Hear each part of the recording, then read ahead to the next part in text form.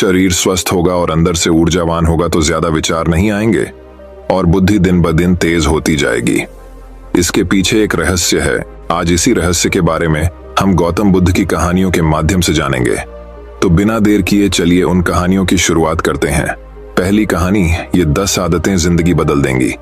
एक बार एक आदमी एक बौद्ध भिक्षु के पास गया और बोला कि मैं अपने शहर का एक व्यापारी हूँ। मेरा पूरा दिन अपने व्यापार के काम में ही बीत जाता है। इस वजह से मुझे ज्यादा खाली समय नहीं मिल पाता है। ज्यादा खाली समय नहीं मिल पाने के कारण और हर समय व्यस्त रहने के कारण मुझे ज्यादा खाली समय नहीं मिल पाता है, जिस समय मुझे तनाव महसूस होने लगा है। पिछले कई महीनों से मैं अपना कोई भी काम ठीक से नहीं कर पा रहा हूँ। अब मेरा कुछ भी करने का मन नहीं करता। मुझे काम को टालने की आदत हो गई है। मैं बहुत आलसी हो गया हूँ और चिड़चिड़ा हूँ। मेरी इन आदतों के कारण मैं आजकल बहुत चिंतित और बेचैन रहने लगा हूँ। कृपया मुझे कोई ऐसा उपाय बताएं जिससे मेरा मन दिन भर भटकता न रहे और मैं पहले की तरह अपने काम से काम रखूं। बौद्ध भिक्षु ने उस व्यक्ति की सारी बातें ध्यान से सुनी और फिर कहा कि आपकी समस्या आपके व्यस्त होने की नहीं है। काम करो, बल्कि अपने काम को बोझ समझो। और कोई भी व्यक्ति अपने काम को बोझ तभी समझता है जब वह अपनी वर्तमान नौकरी को नजरअंदाज कर रहा होता है और केवल अपनी भविष्य की नौकरी के बारे में सोचता रहता है और उसके लिए मन में योजनाएं बनाता रहता है कि मैं इस काम को ऐसे ही करूंगा, भविष्य में इसे इतना बड़ा बनाऊंगा।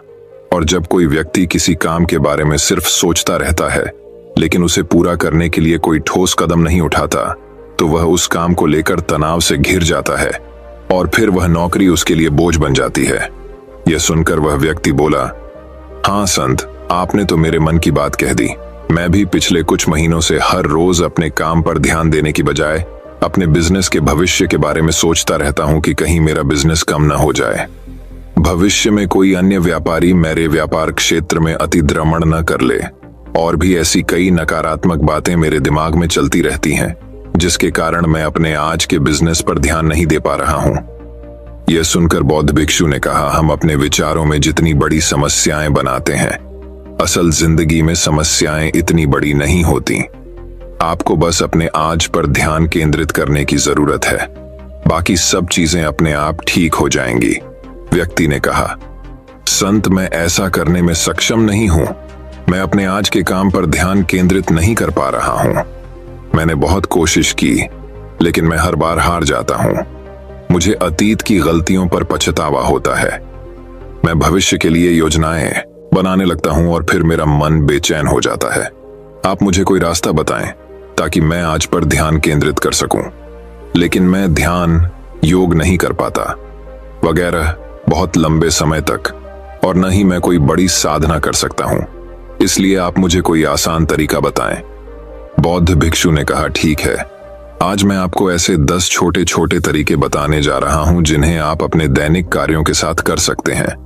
ये तरीके सुनने में बहुत छोटे लगते हैं, लेकिन अगर आपने पूरी शिद्दत से इनका पालन किया तो कुछ ही दिनों में आपको इनके सकारात्मक परिणाम दिखने लगेंगे और आप कर पाएंगे आपका वर्तमान कार्य और अधिक ध्यान से। व्यक्ति ने कहा, हाँ संत, आप मुझे वो 10 तरीके बताएं, मैं उन पर जरूर अमल करूंगा। बौद्ध भिक्षु कहने लगे, पहला तरीका है मन लगाकर खाना खाना। ज्यादातर लोग खाते समय खाने पर ध्यान नहीं देते, बल्कि उनका ध्यान बातचीत करने पर होना चाहिए। कोई पुरानी सोच में खोया हुआ है या किसी देखने वाली चीज में खोया हुआ है, जिसके कारण खाना खाते समय भी उनका मन बेचैन रहता है, जबकि हमें खाने की थाली में उसकी खुशबू आती है कि थाली में क्या खाना परोसा गया है, खाना कैसा दिखता है। इन सभी का ध्यानपूर्वक निरीक्षण करना चाहिए और जो भोजन बनाता है और जो उस भोजन को उगाता है, उन्हें मन में धन्यवाद देना चाहिए। हमें हर निवाले के साथ भोजन के स्वाद का आनंद लेना चाहिए, न कि केवल पहले निवाले के लिए। यदि आप भोजन को ध्यान से, प्यार से लेते हैं तो भोजन समाप्त होने के समय आपका मन पूरी तरह से शांत हो जाएगा और आप अंदर से खुशी महसूस करेंगे। और यही कारण है कि पुराने भारतीय समाज में मौन रहकर भोजन करने की परंपरा रही है, क्योंकि मौन रहकर मन लगाकर भोजन करना भी ध्यान का एक तरीका है।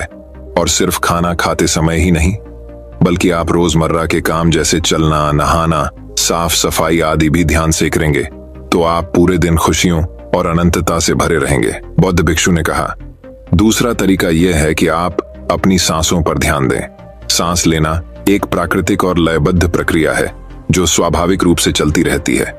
जब हम अपनी सांसों पर ध्यान देते हैं तो यह हमें मन से शरीर की ओर ले जाती है। परिणाम स्वरूप हम अपने विचारों के भ्रम, भय और चिंता से मुक्त हो जाते हैं और इसे आप किसी भी समय कर सकते हैं। बुद्ध द्वारा बताई गई ध्यान की विधि में बताया गया है कि अपनी आने और जाने वाली सांसों पर ध्यान केंद्रित करें। जब भी आप तनावग्रस्त हों या खुद को विचारों में उलझा हुआ पाएं, तो तुरंत अपना ध्यान अपनी आती और जाती सांसों पर केंद्रित करें। कुछ क्षण बाद में आप महसूस करेंगे कि आप शांत हो गए हैं, आपका सारा भ्रम, आपका सारा तनाव दूर हो गया है। और यदि आप लंबे समय तक अपनी सांस रोकते हैं तो ध्यान केंद्रित करने की आदत डालें।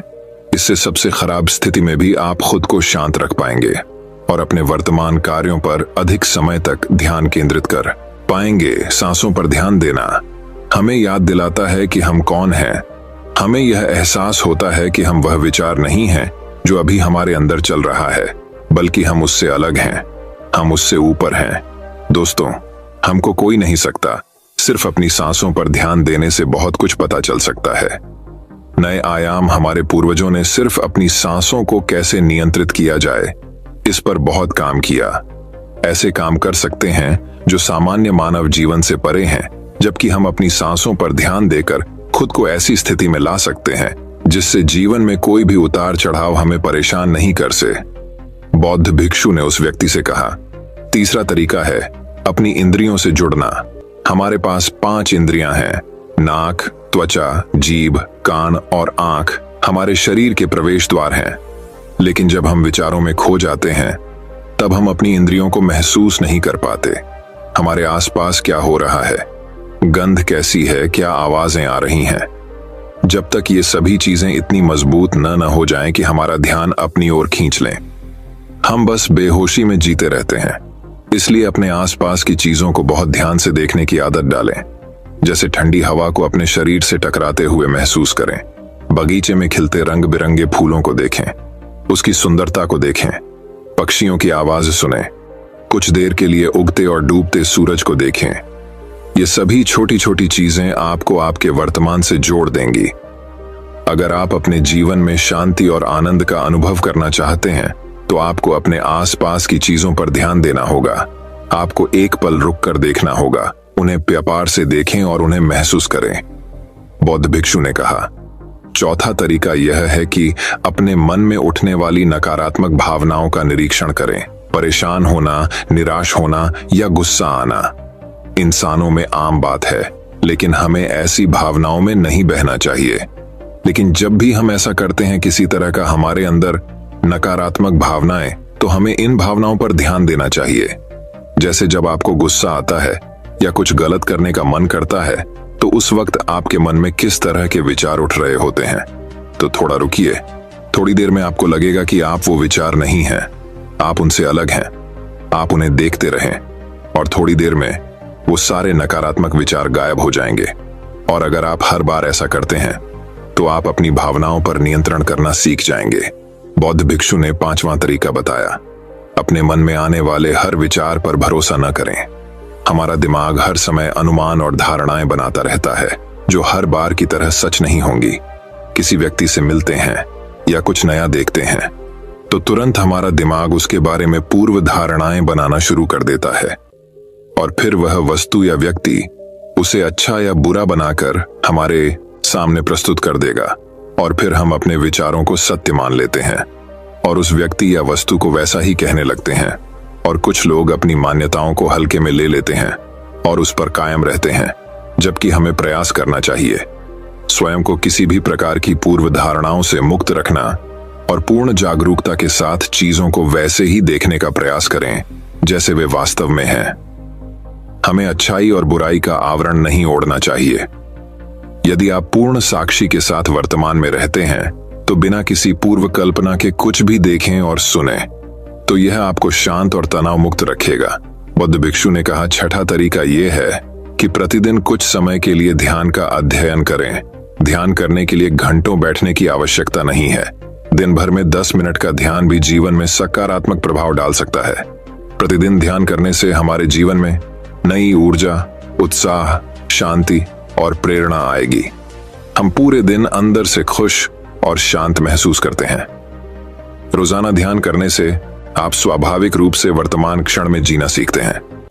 बौद्ध भिक्षु ने कहा, 7वां तरीका यह है कि आपके पास जो कुछ भी है उसके लिए आभारी रहें। जीवन में खुशी लाने का सबसे आसान तरीका है धन्यवाद नहीं, बल्कि आभार व्यक्त करना।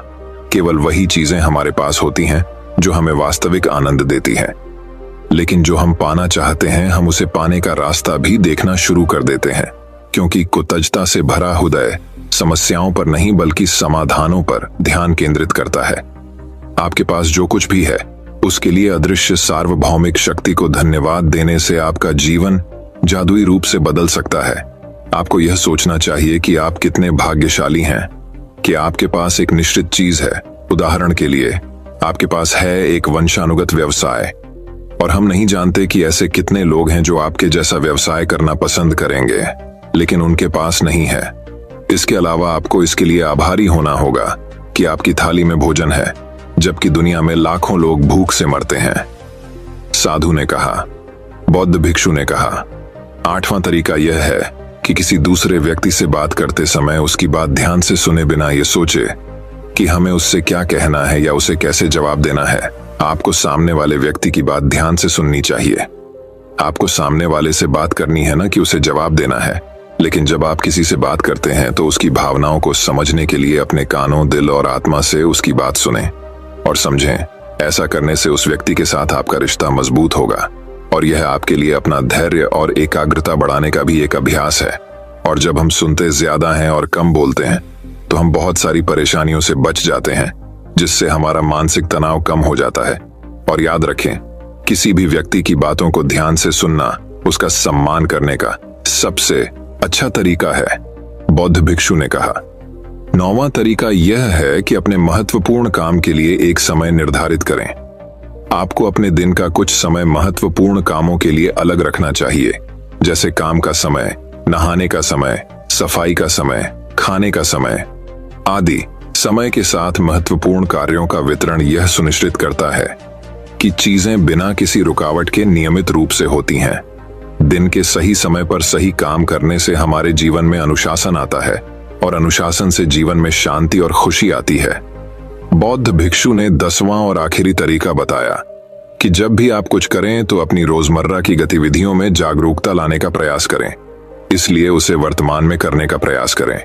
हर बार आपका दिमाग अपने ही ख्यालों में खोया रहता है, लेकिन आपको खुद को वर्तमान में वापस लाना होगा, और आपको इसे हर बार तब तक करना है जब तक यह आपकी आदत न बन जाए। और साथ ही आप यह देखने की कोशिश करें कि उस काम को करते समय आपके अंदर किस तरह के विचार उठ रहे हैं। यह छोटा सा व्यायाम आपको वर्तमान में जीने में मदद करेगा। भिक्षु आगे कहा, शांति और आनंद कोई घटना नहीं है, बल्कि यह एक प्रक्रिया है जो हमारे जीवन के साथ चलती है, अगर हम सचेत होकर जीना सीख लें। इतना कहकर बौद्ध भिक्षु चुप हो गए और व्यापारी उसे धन्यवाद देकर चला गया। दोस्तों, आशा करता हूं कि आपको इस कहानी से बहुत कुछ सीखने को मिला होगा। इस कहानी में बस इतना ही। तो दोस्तों, अब चलिए हमारे दूसरे कहानी की शुरुआत करते हैं। दूसरी कहानी, शरीर खुद ही ठीक करने लगेगा। बीमारी एक अनोखा रहस्य। हिमालय के तालहाटी में रहने वाले एक मुनि की प्रसिद्धि दूर दूर तक फैली हुई थी, क्योंकि ये लोगों के मन की शक्ति है, लोगों के विश्वास की शक्ति है, और अपनी जीवन शक्ति के बल पर वह बड़ी बड़ी बीमारियों को ठीक कर देते थे। उन्होंने आज तक कभी किसी दवा का सेवन नहीं किया था। वह लोगों की दिनचर्या में थोड़ा सा बदलाव करके ही उनकी बीमारियों को जड़ से खत्म कर देते थे। एक दिन सुबह एक बीमार व्यक्ति मुनि के पास आया। उन्होंने कहा कि मैं कई डॉक्टरों के पास गया हूं और उनकी दवा ली है, कोई आराम नहीं था। अब मैं डॉक्टरों और उनकी दवाइयों से तंग आ गया हूं, लेकिन मेरे एक मित्र ने मुझसे कहा कि तुम बिना दवा के केवल मन की शक्ति से लोगों की बीमारियों में ठीक कर देते हो। क्या यह संभव है कि मैं आपके बताए रास्ते से ठीक हो जाऊं? उस व्यक्ति की बात सुनकर मुनि मुस्कुराए और बोले कि हमारा दिमाग दुनिया का सबसे बड़ा डॉक्टर है। हमारे शरीर में मौजूद प्राण शक्ति बड़ी से बड़ी बीमारियों को ठीक करने की क्षमता रखती है। बस जरूरत है इस शक्ति को पहचानने और उसे उचित समय देने की, और कुछ नियमों का पालन करना होगा। बीमार व्यक्ति ने कहा कि मुनिवर, आप मुझे जो भी नियम बताएंगे मैं उसका पालन करूंगा, बस मुझे नियम बताओ। मुनि ने कहा कि मानव मन सृष्टि की सबसे अनोखी, शक्तिशाली और अद्भुत रचना है। मन आशा, विश्वास और विश्वास के दम पर बड़ी से बड़ी बीमारी को भी जड़ से खत्म करने की क्षमता रखता है। मानव मस्तिष्क स्वयं औषधि का ऐसा अद्भुत खजाना है जहां इंसान के विश्वास और ताकत पर ऐसे रसायनों का उत्पादन किया जाता है जिसका असर दुनिया में कहीं से भी सैकड़ों हजारों गुना ज्यादा होता है। हम सभी के पास किसी भी बीमारी से मुक्त होने का ऐसा जन्मजात चमत्कारी तंत्र है जिसे कोई भी व्यक्ति अपनी भावनाओं और अनुभूतियों में परिवर्तन लाकर सक्रिय कर सकता है। जब हम अपने मन को यह विश्वास दिला लेते हैं कि यह बीमारी ठीक हो सकती है, हमारे मस्तिष्क से ऐसे रसायन निकलने लगते हैं कि शरीर की बीमारियां बिना किसी दवा के ठीक होने लगती हैं। मन की शक्ति के माध्यम से शरीर की आत्मा की शक्ति का उपयोग करके किसी भी बीमारी को ठीक करने के लिए आपको इन 10 नियमों का पालन करना होगा। नियम 1, अटूट विश्वास से ही आप ठीक हो सकते हैं। हम सभी के शरीर में एक बुद्धि होती है और यही बुद्धि हमारे शरीर को चलाती है। ये बुद्धि एक दैवीय शक्ति की तरह काम करती है और इससे हर बीमारी का इलाज संभव है। आपको बस अपने आंतरिक ज्ञान से जुड़ना है और उसे आश्वस्त करना है कि आप बिल्कुल ठीक हैं। यह बुद्धि हमें जीवन देती है और हम हर समय किसके साथ जुड़े रहते हैं। जैसे ही हम इस बुद्धि से अलग हो जाते हैं, भले ही हम 1 मिनट के लिए भी अलग हो जाएं, हम बीमार पड़ जाते हैं और हमारे शरीर का संतुलन बिगड़ जाता है और हम तरह तरह की बीमारियों से घिर जाते हैं।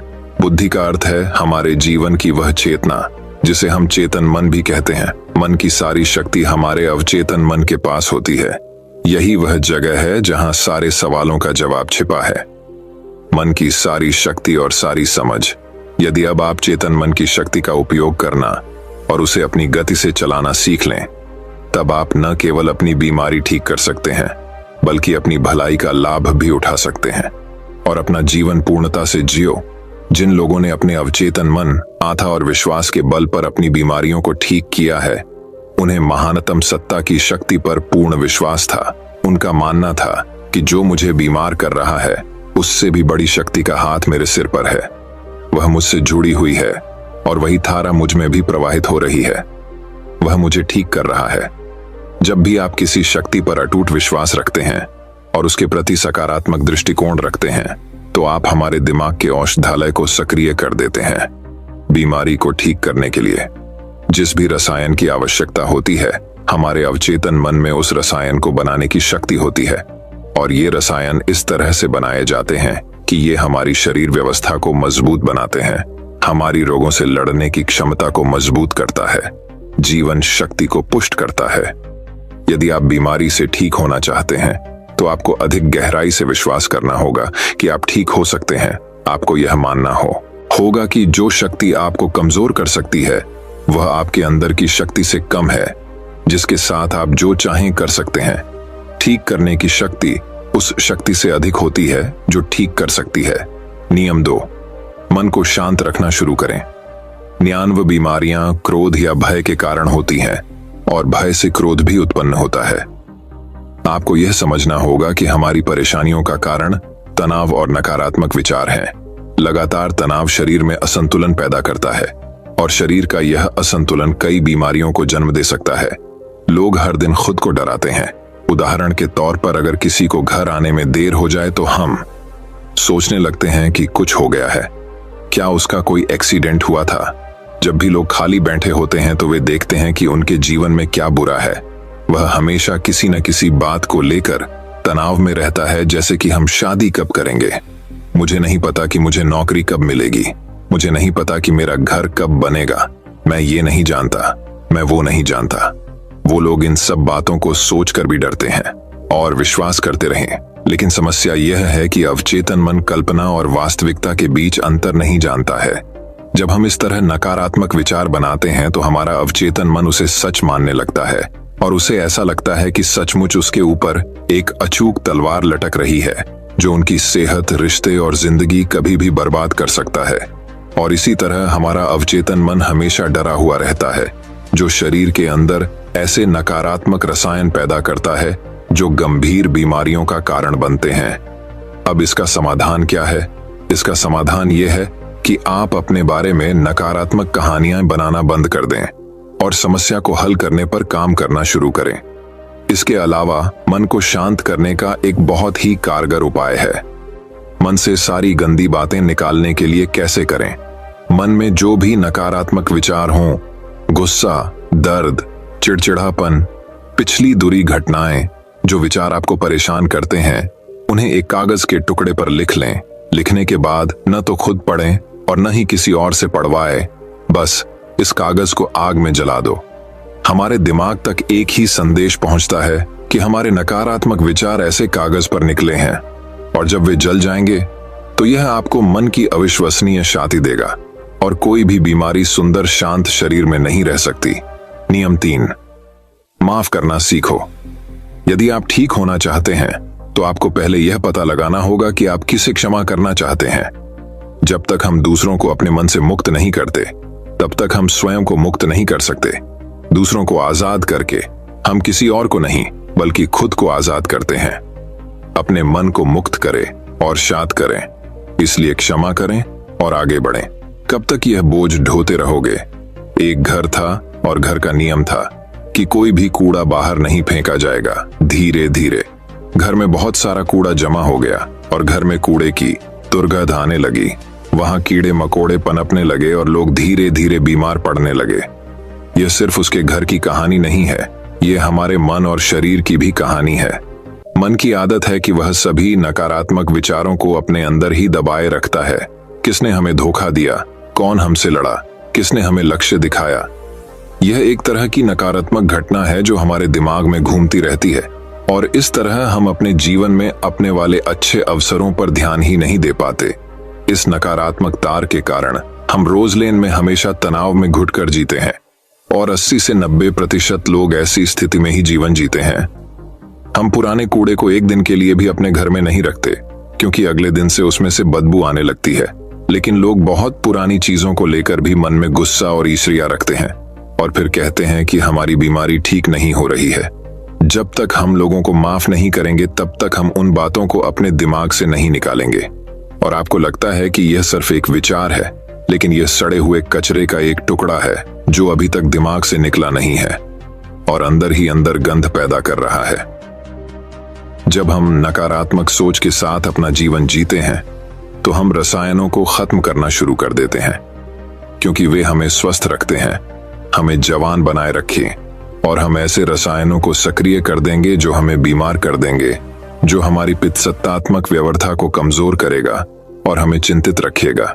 और इस तरह हम अपने अंदर बीमारियों पैदा करने लगते हैं। समाधान क्या है? इसका समाधान लोगों को माफ करना है। जिसने भी आपके साथ गलत किया है, उसे दिल से माफ कर दीजिए, और उसी समय से आप बेहतर होने लगेंगे। नियम 4, वर्तमान में जीना शुरू करना है। यदि आप स्वयं को ठीक करना चाहते हैं, तो वर्तमान में जीना सीखें, क्योंकि भविष्य में जीना केवल चिंता और तनाव लाता है। जब हम अतीत में जीते हैं तो पछतावे से भर जाते हैं। जीवन की सुंदरता वर्तमान के क्षण को जीने में है। वे सभी लोग जो अतीत की बड़ी बातों पर ध्यान देते हैं, वे वर्तमान में नहीं हैं। इसे अतीत में जीना यानी 5 साल, 10 साल, ये अभी भी साल पुराना है जो सिर में चला गया हो और मस्तिष्क में गांठें बना रहा हो, और वह गांठ अभी भी मस्तिष्क में लिपटी हुई हो। यदि कोई बीमार है तो उसे वर्तमान में अपने आप से बात करनी चाहिए और महसूस करना चाहिए कि मैं स्वस्थ हूं, मैं खुश हूं, क्योंकि जब आप यह सोचते हैं कि इस समय मैं स्वस्थ हूं, मैं पहले बीमार था, आपका मस्तिष्क ऐसे रसायनों का उत्पादन शुरू कर देगा जो आपके ठीक होने की गति को तेज कर देंगे। लेकिन वर्तमान में कैसे आएं?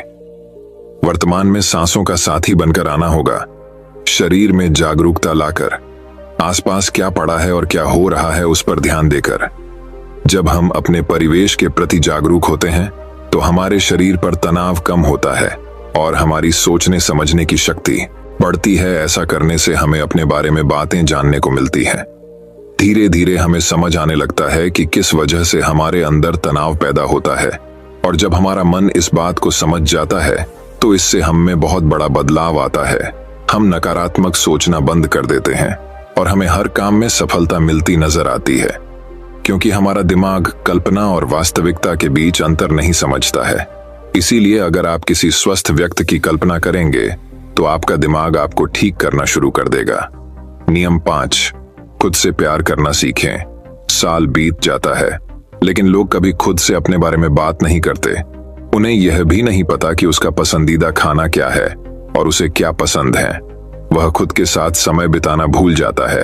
अगर आप अच्छा रहना चाहते हैं तो आपको खुद से प्यार करना होगा। आपको अपनी कीमत पता होनी चाहिए। बहुत सी महिलाएं और पुरुष जिम्मेदारी के बोझ में खुद को खो देते हैं। जिस दिन आपने खुद को पाया, उसी दिन सारी गलत चीजें आपके दिमाग और शरीर को छोड़कर भागने लगीं। जिस दिन आप खुद को खोज लेंगे, आपको अपनी कीमत का एहसास होने लगेगा। और जिस इंसान में आप अपनी कीमत समझते हैं, इसका मतलब सिर्फ इतना है कि आप खुद से प्यार करते हैं। नियम 6, सकारात्मक सोचो। प्रत्येक दिन की शुरुआत इस प्रश्न से करें कि मैं अपना सबसे बड़ा आदर्श कैसे बन सकता हूं। आप में से ज्यादातर लोग सुबह उठकर सिर्फ अपनी समस्याओं के बारे में ही सोचते हैं और ज्यादातर परेशानियां उनके अतीत की यादें हैं। जैसे ही वह अपनी समस्याओं के बारे में सोचता है, वह अपने अतीत के बारे में सोचने लगता है।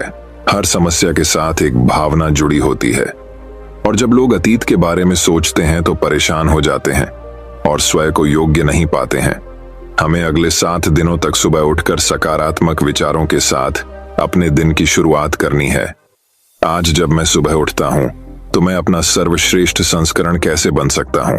आप तय करें कि आज का दिन मैं खुशी के साथ जीऊंगा। आपको प्रत्येक दिन की शुरुआत सकारात्मक और उत्साहपूर्ण विचारों के साथ करनी चाहिए। हमारी शारीरिक रीति का सीधा संबंध हमारी मानसिक स्थिति से होता है। जब हम अपने दिन की शुरुआत बेहतरीन मानसिक स्थिति के साथ करते हैं तो यह हमारे शरीर के लिए भी बहुत अच्छा होता है। अपनी एक ऐसी छवि बनाएं जिसमें आप पूरी तरह से स्वस्थ हों। हर दिन 10 मिनट के लिए आंखें बंद करके बैठे और कल्पना करें कि आप ठीक हो रहे हैं। ऐसा करने से जब हमारा चेतन मन रसायन बनाने लगता है जो हमारे शरीर को बहुत तेजी से ठीक करने लगता है। अगर हमने मन में कुछ गलत सोचकर बीमारी पैदा की है तो सही सोचकर उसे ठीक किया जा सकता है। नियम 7, अपने जीवन का उद्देश्य खोजें। लोग बीमार हो जाते हैं क्योंकि उन्हें लगता है कि उनका जीवन निरर्थक है। उनके जीवन का कोई उद्देश्य नहीं होता और वे समय से पहले ही बूढ़े महसूस करने लगते हैं। जीवन में किसी भी लक्ष्य का होना दीर्घ स्वास्थ्य के लिए आवश्यक है। इसका मतलब है कि आपके पास हर दिन बिस्तर से बाहर निकलने का एक कारण होना चाहिए। जब हमें लगता है कि हमारे जीवन का कोई अर्थ है और हम किसी उद्देश्य से जुड़े हैं, तो हम अधिक खुश, अधिक ऊर्जावान और तरोताजा महसूस करने लगते हैं। और जब हम अंदर से मुस्कुराने लगते हैं तो हमारा शरीर हमारी बीमारी को अंदर ही अंदर खाना शुरू कर देता है।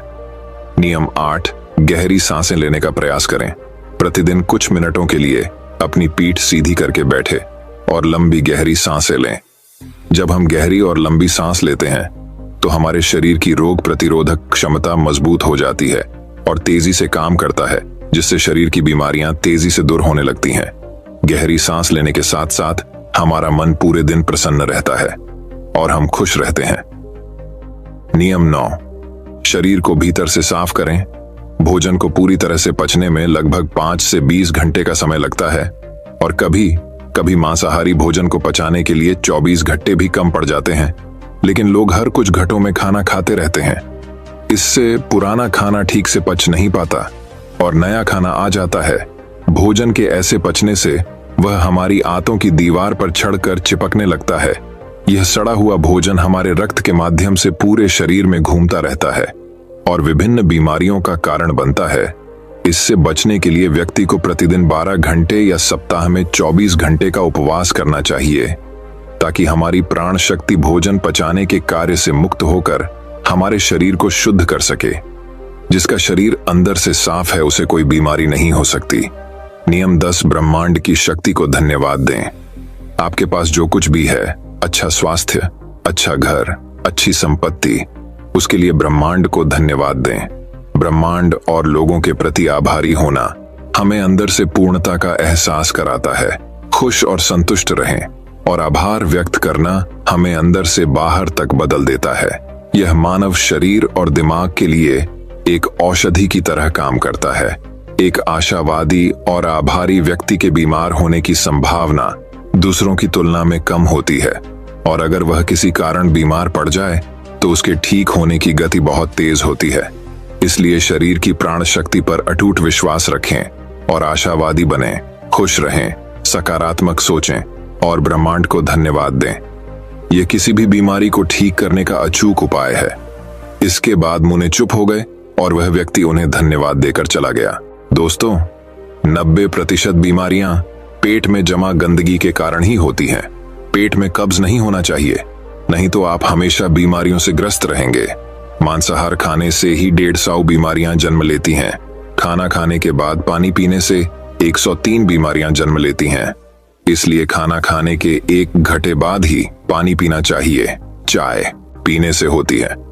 80 बीमारियां एल्यूमिनियम के बर्तन या प्रेशर कुकर में बना खाना खाने से होती हैं। 50 बीमारियां मिट्टी के बर्तन में खाना पकाने से भोजन में 100% पोषक तत्व बने रहते हैं। कांसे के बर्तनों में 98%, पीतल के बर्तनों में 92%, एल्यूमिनियम के बर्तनों और प्रेशर कुकर में केवल 13% ही रहता है। आयुर्वेद के अनुसार खाना पकाने के 48 मिनट के अंदर ही खाना खा लेना चाहिए, क्योंकि उसके बाद भोजन में तामसिक गुण आ जाते हैं। 12 घंटे के बाद यह जानवरों के खाने लायक भी नहीं रहता। सेंधा नमक खाने के लिए सर्वोत्तम है, तो काला नमक और सफेद नमक जहर के समान है। सरसों, मूंगफली, नारियल, सूरजमुखी का तेल और देसी घी जरूर खाना चाहिए। रिफाइंड तेल और कास्ट शरीर के लिए जहर के समान है। चाय, कोल्ड ड्रिंक और शराब के सेवन से हृदय रोग की संभावना बढ़ जाती है। अधिक ठंडा पानी, आइसक्रीम या ठंडे पदार्थों के सेवन से हमारी बड़ी आंत सिकुड़ जाती है। पिज्जा, बर्गर जैसे मैदे से बने खाद्य पदार्थों का सेवन करने से हमारी बड़ी आंत गंदगी से भरने लगती है और धीरे धीरे वहां सड़न पैदा हो जाती है। भोजन के बाद नहाने से पाचन तंत्र कमजोर हो जाता है और शरीर कमजोर होने लगता है।